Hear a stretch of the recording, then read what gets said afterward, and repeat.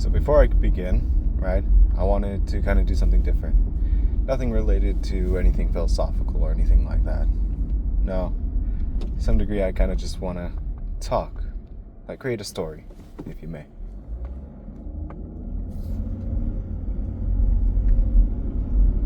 Why?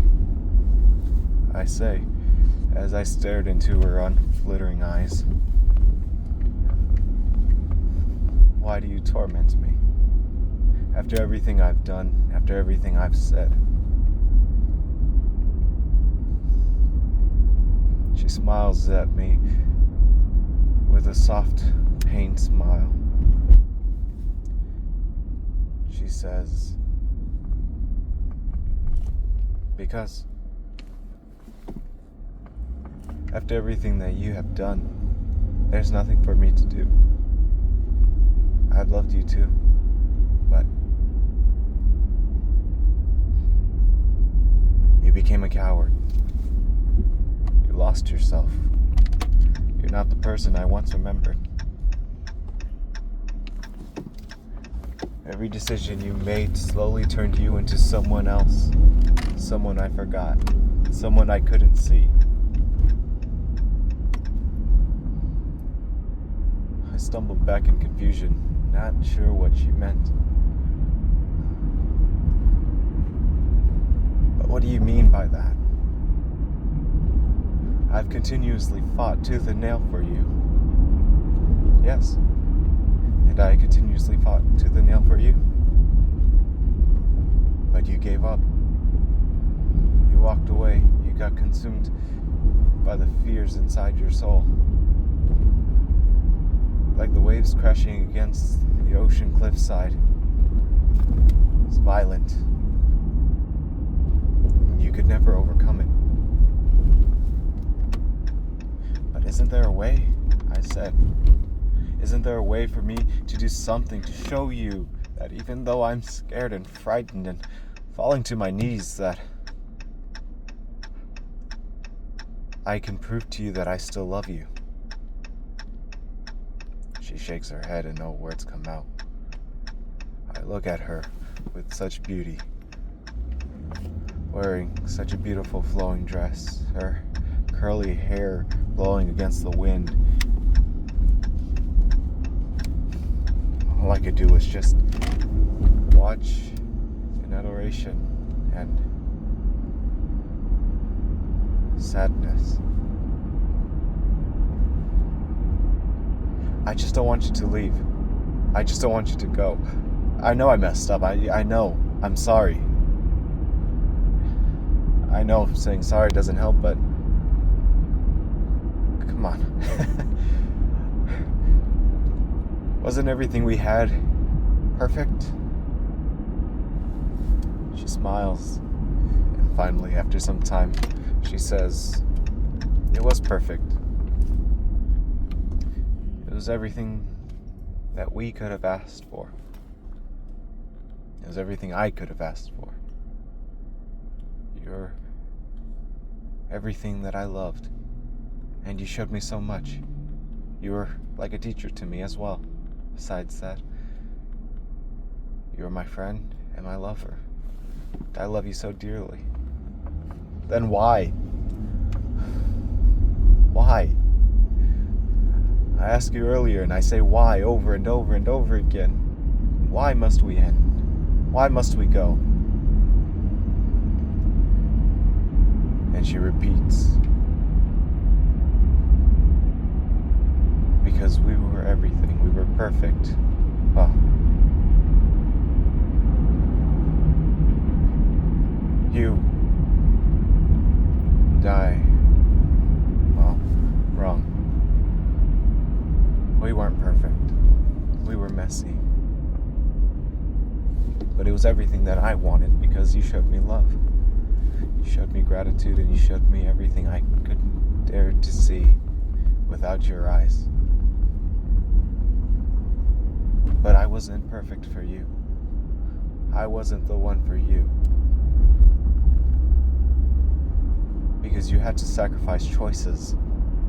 Choices that you said that you were okay with making. You wanted to sacrifice everything. All for me. And when I tried to sacrifice something for you, you shuddered at the thought. You shook, and you fell apart so easily. You are nothing but a glass statue, looking so beautifully and elegant off in the distance, but fragile up close, with one mere touch making you crumble. Come on, you don't mean that? You don't mean that at all, do you? You know, my heart aches every time I think about you. I think about you, you know? Yes, I think about you too. I think about you with love, you know that? I thought about you with love. Then what do you think about me now?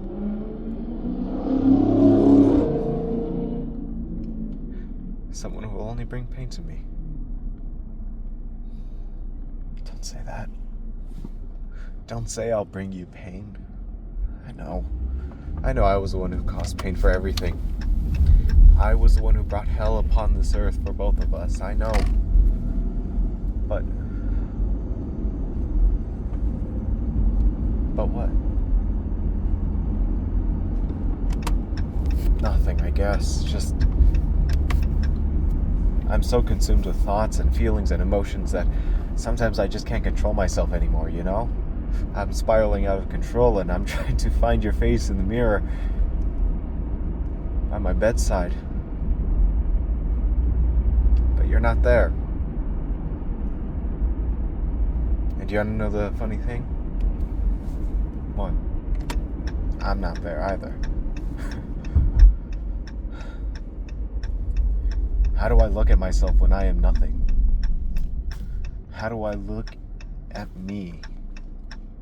Well, these aren't questions you tell me, they're questions you ask yourself. But you're the one who helped me sort out my thoughts and feelings.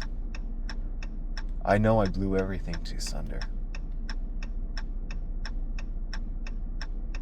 But I just can't think of you with someone else, you know? Telling them you love them, telling them that they're your everything. I was your everything. I loved you. And to that, you're but a coward holding on to a false memory from the passage of time. False memory. You know how ridiculous you sound? Pardon the hostility there, but yeah, I know. They say that when you love somebody, and when you let them go, and you still love them, well, it's only because you love a part of them that you idolized. But that's not the case for me. I'm not like everybody else. I don't do everybody else. I don't do things like everybody else. I still remember the pain I caused you. I still remember the anger that I felt towards you when you hurt me. And I still remember the pain that we both felt when we were falling apart. And I still appreciated all those moments, regardless how tough it were. So you can't clump me in with everybody else. Come on, my dear, my love, my baby.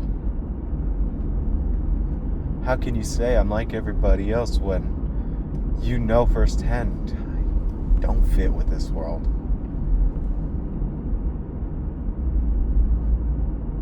And my baby, you know that I also don't fit in with this world. I don't fit because I'm trying to fit in, you know? Hoping that I can have friends, hoping to have a lot of people to adore me. You don't need any of that. You don't need any of that. You have those who love you, and that's all you should really need. I'm not you, though. I can't stand tall on my own and just appreciate with what's just around.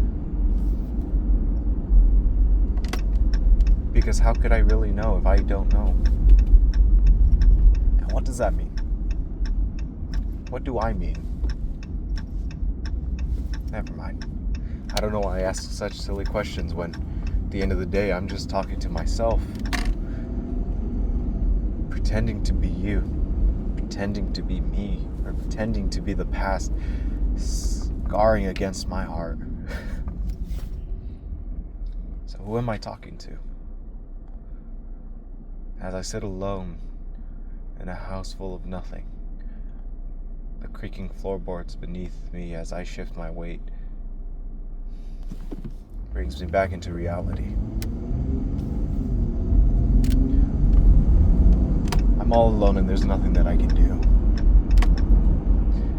There's nothing I can do because I'm all alone. They tell me to let go because I'll find someone better, but all I feel is pain inside my heart that drowns me every turn. It's like I hear you echoing in my walls. I hear you with every footstep I take. I hear you everywhere.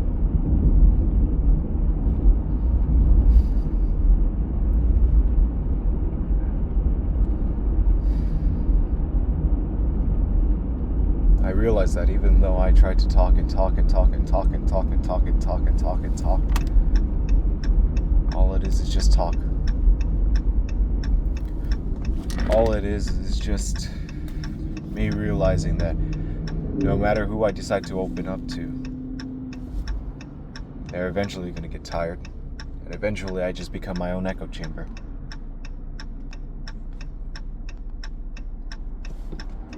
I write stories. I talk about love. I write poetry, for Pete's sake. And I dream and hope that maybe if I close my eyes and I wish hard enough that you return.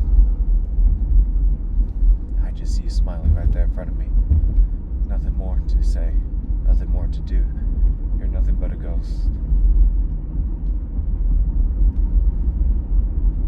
As I look at her beautiful face right in front of mine,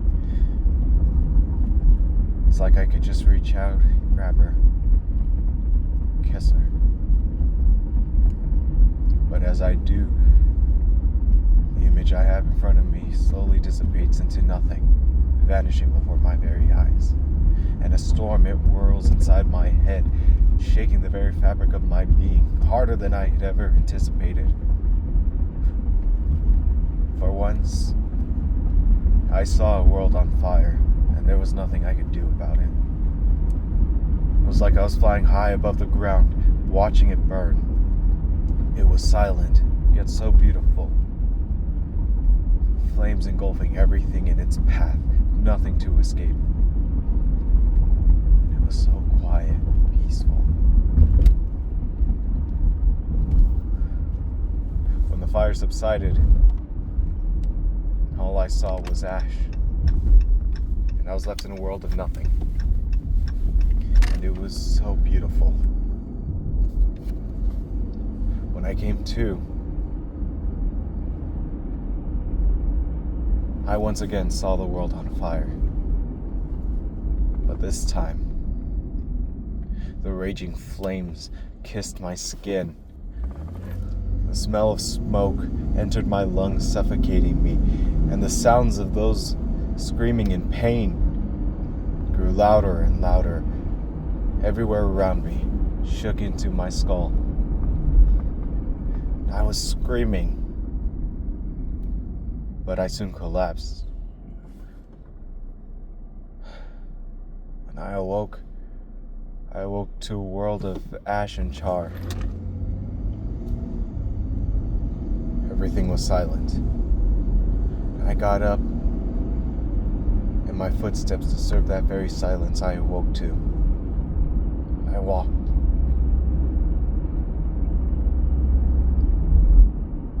Eventually, I reached a cliffside, and I saw an old rickety cabin. I went to it, seeing a storm approaching. I walked inside to see an old house in shambles, but it still stood tall. So I waited. Shackles start to shake with the wind picking up, hearing the pitter-patter of the rain escalating more and more, becoming louder. Eventually a full storm brews and the waves around start to smash against the house, shaking it every single second. I start to scream and yell, trying to stop the rain, screaming, "Stop! Stop! No more! Please!" But my screams meet nothing. And I try to keep the house from letting water in.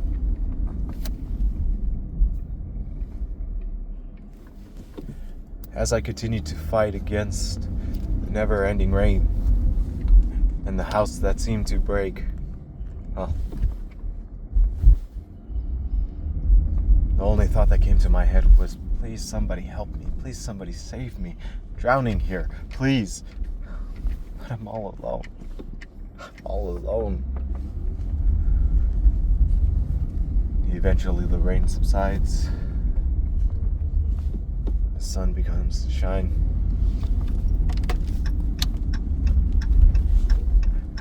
I step outside of that old rickety cabin. And I see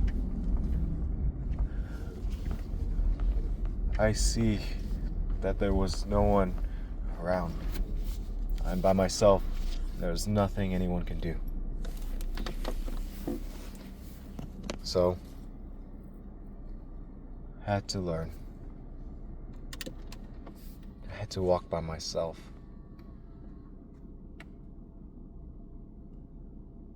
And I wondered, am I playing thoughts just to feel?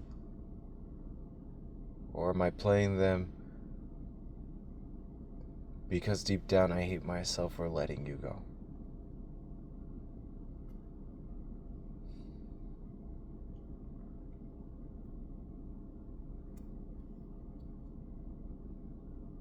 Regardless of whatever answer that may be, I must learn to continue to trek forward and pursue something else, so that way I don't drown myself as I once did. I'll always tell myself it's okay to feel what I feel. Always tell myself that it's okay to know what I know. But I'll never tell myself